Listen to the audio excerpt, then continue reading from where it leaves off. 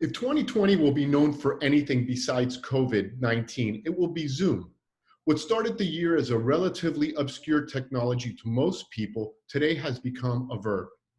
People around the world use Zoom or some similar type of technology to work, to learn, to connect, to celebrate, and to engage with others both near and far. So as we witness the disruption and transformation of banking and finance happening in real time, it begs the question, will banking be Zooming anytime soon? If so, how will it work?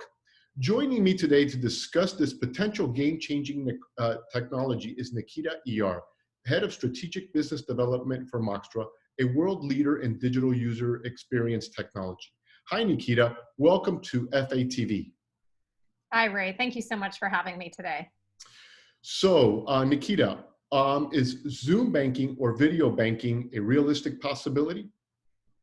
Absolutely. I think that we need to go back 20 years to really understand why it's a realistic possibility, because I think that video in itself is not what's new here today, but it's the mindset that's new.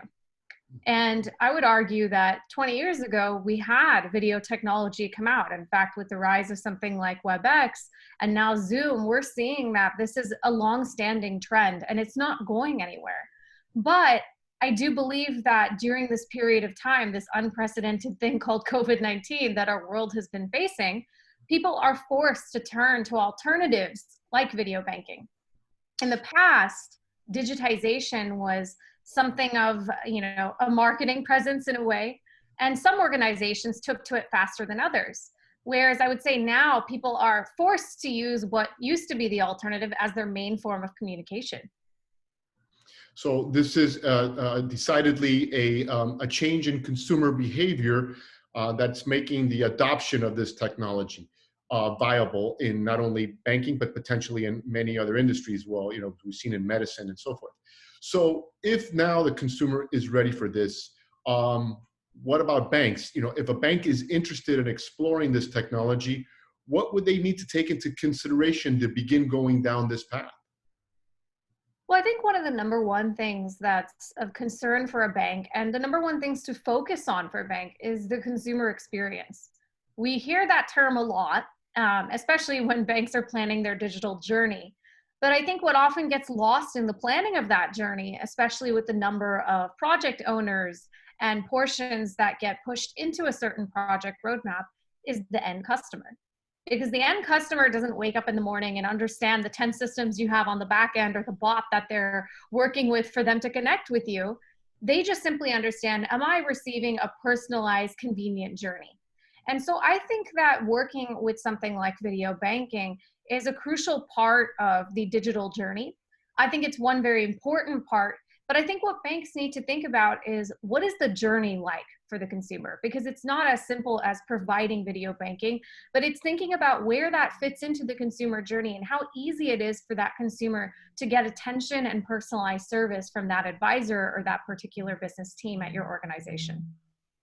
Now, I think one of the things that many of our audience will probably not know is that the founders of Moxtra were the founders of WebEx. So your company has, I think, a lot of experience in the use and the development of video technology. One of the big concerns, and the reason I bring that up, is going to be security.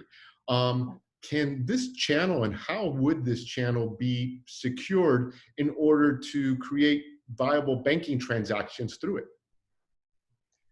Well, this is an interesting point you raised, because I think our founders, when looking at what we do with Moxtra now versus WebEx, this was one of the big concerns that came up. Our founder, started WebEx with an idea to solve for interaction, consumer to business interaction during a desktop-driven era. But now in the recent past, especially the last 5 to 7 years, we've shifted to something we like to call the mobile era. And that era has brought about a new means of connecting. It's no longer you and I need to be synchronized, connecting at the same time to communicate.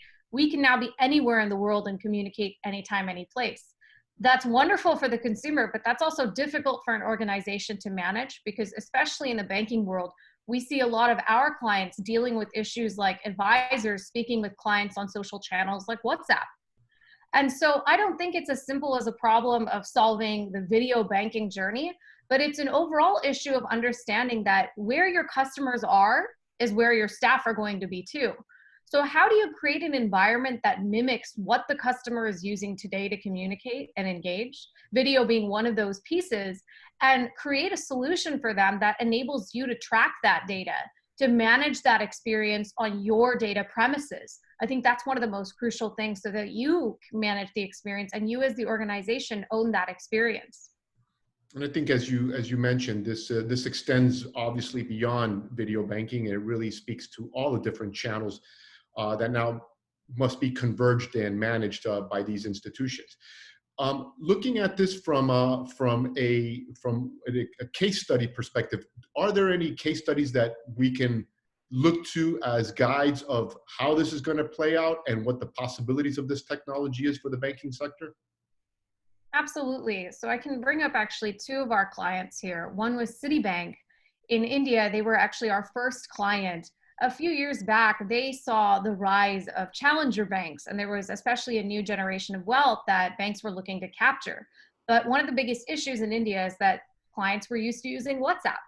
And as a result, that's where advisors were. So not only was it a security issue, but they were seeing close to 0% traction on their app. And what they decided was they need to be able to add interaction to their mobile banking app so that their clients find their app engaging. Because one of the number one issues is, even if you can check your portfolio statement or look at your investments, your next stage of investment banking is you need to ask a question. You need advice. And that's why they choose that advisor, that particular organization. So Citibank actually worked with us to power an interactive Moxtra powered platform inside of their app. And what they saw was close to an 80% increase in engagement on their mobile app. One of the pieces of that is video banking. But what happens before the video banking journey is the customer can actually engage via a chat message with their designated advisor. They have the persistent history of 2 months or 2 years of interactions. They can move through collaborating on documents, signing off on documents, even pushing a transaction through from within that portal experience. So inherently, every stage of that business journey is supported within the app. And they've seen some phenomenal results, such that they started with 30,000 clients that this was rolled out to. And now it's been rolled out to another segment of clients, covering 120,000 of their customers. And we've seen this, across the globe. Another example is Van Lanschot. They're the oldest private bank in the Netherlands. And they said, our clients are used to receiving their portfolios from their advisors hand delivered to them at their estates. So to move from that to a digital experience may be a jump too far. But what they realized is they added just the ability to look at their portfolio statements through the VL app. And they saw instant interaction on their app, instant engagement increase. So they said, well, that means we're underestimating our customer base. We're underestimating the older generation. So we need to add interaction. And interaction doesn't mean, well, here's a bot, especially at that level of high touch business. It means personalized, private, and premier service as a convenient experience. So they used Moxtra to power that experience within their portal. And what they've seen now is their entire private banking unit is now utilizing this app as a communication channel during COVID-19 to engage with their advisors and receive that personalized premier service experience, whether that's through video chatting, messaging, collaborating on documents. And all in all, what it does is it enables people to receive that level of personalization, which is what they crave and need from an organization of that standard, regardless of whether they're meeting in person or not. Well, this has been really fantastic, and I really appreciate you taking time to talk to us about this. If anyone from our audience wants to reach out to you and connect with you and find out more both about Moxtra and about the potential of video banking, how can they reach you? Absolutely. You can reach me at LinkedIn, or you can always reach me at my email, which is nikita@moxtra.com. And Nikhita, just to spell it out for them, is Nikhita. So to simplify it for our audience. Well, thank you so much, Nikhita, for taking time to speak with us, and look forward to speaking with you more in the future. Thank you so much, Ray. Have a great day. You too.